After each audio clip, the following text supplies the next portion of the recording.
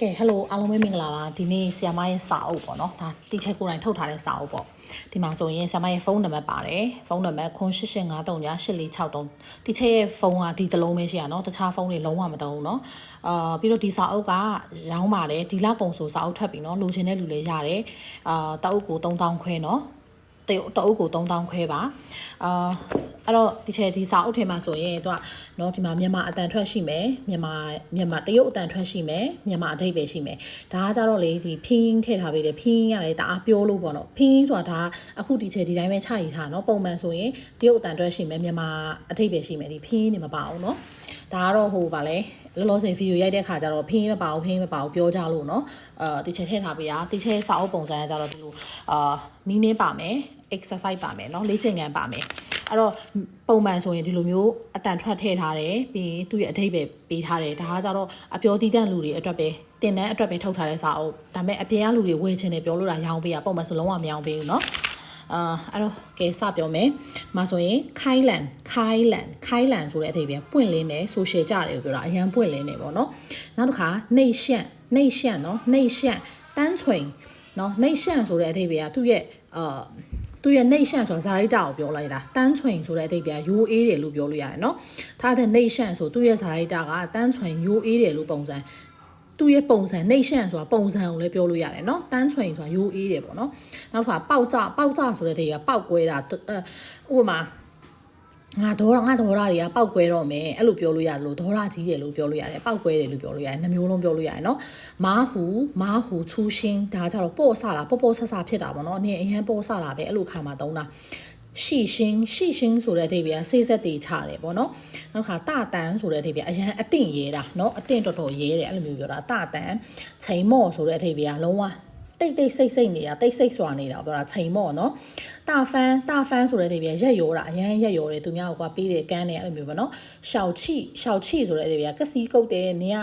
သဘောထားတေးတိမ်နေအဲ့လိုမျိုးပြောလို့အဓိပ္ပာယ်ရတယ်လို့ခေါးဆိုတဲ့အိဗယ်ကစီနေတာတချို့ကြတော့ရှောက်ချိနင်ဟိရှောက်ချိနင်ကတော်တော်လေးကိုကစီနေတာပဲနော်ကစီကုတ်တယ်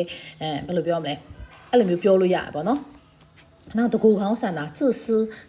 ဆိုတဲ့အဓိပ္ပာယ်တကူခေါင်းဆန်တယ်နော်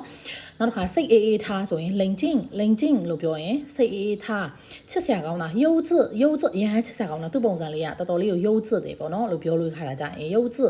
နောက်တစ်ခါဒီမှာနော်ဒီမှာ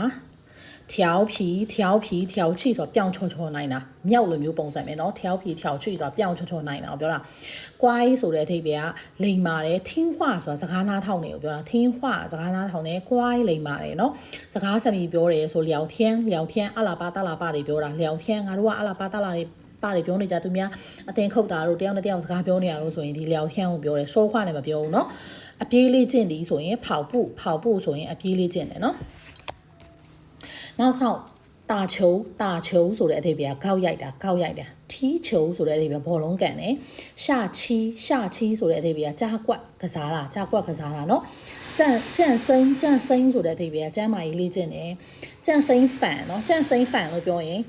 gym အားကစားရုံလို့ပြောလို့ရတယ်ဒီနားမှာ fan ထည့်လိုက်เนาะရန်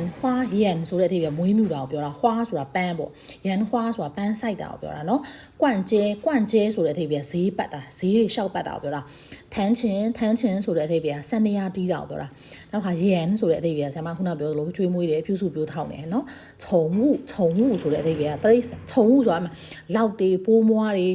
အဲ့လိုမျိုးပိုးဖလန်တွေလက်ပြားတွေအဲ့ဒါတွေကိုခြုံမှုလို့ခေါ်တယ်เนาะဖုန်းရက်ဆိုတဲ့အဓိပ္ပာယ်ဆက်ချုပ်သည်တင်ကျင်းဆိုတဲ့အဓိပ္ပာယ်စိတ်ရံ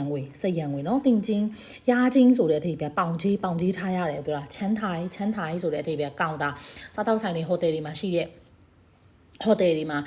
တဲ့ဟိုဟာဟာလေ reception ကိုပြောတာเนาะဟိုတယ်မှာစားတောက်ဆိုင်မှာရှိတဲ့ကောင်တာကိုပြောတာချမ်းထိုင်เนาะအဲ့ဒါဆိုရင်ဒါဒီချေစာအုပ်ပုံစံပေါ့เนาะဒီချဲကြတော့ပုံမှန်ဆိုရင်အပြောတည်တတ်တင်ပြီးအခုလိုမျိုးတွေတင်ပြီးပြီဆိုတာနဲ့ဒါကတော့เนาะဒီချေတို့ဒါ lesson ဆို38တောင်ဖြစ်နေ level 4ဖြစ်နေပြီเนาะအဲဆိုရင်ဒီချဲကဒီမှာexercise လေးတွေပြီးတယ်ဥမာငါတငယ်ချင်းပုံစံကပွင့်လင်းနေဆိုရင်我朋友เนาะငါ燕子是เนาะပွင့်လင်းနေ开朗เนาะအဲ့လိုမျိုးပုံစံနဲ့တွားတယ်เนาะဒီလိုပုံစံနေနဲ့တို့ exercise တွေပြန်ပြီးလောက်ခိုင်းနေပေါ့နော်အဲ့တော့ဒါ exercise ပဲဒါဆိုရင် meaning exercise ဒါကနော် ဗီဒီယိုရိုက်လို့တာဖင်းထည့်ထားပြီးတော်တော်များများဖင်းမပါမကြိုက်ပေါ့နော်အဲ့ဒါဗီဒီယိုရိုက်လို့ဖင်းထည့်ထားပြီးပုံမှန်တီချက်စာအုပ်ကဖင်းမပါအောင်ဒါအပြောတီးတန်းစာအုပ်နော်ပြောတီးတန်းစာအုပ်ကဲအဲ့ဆိုကျေးဇူးတင်ပါတယ်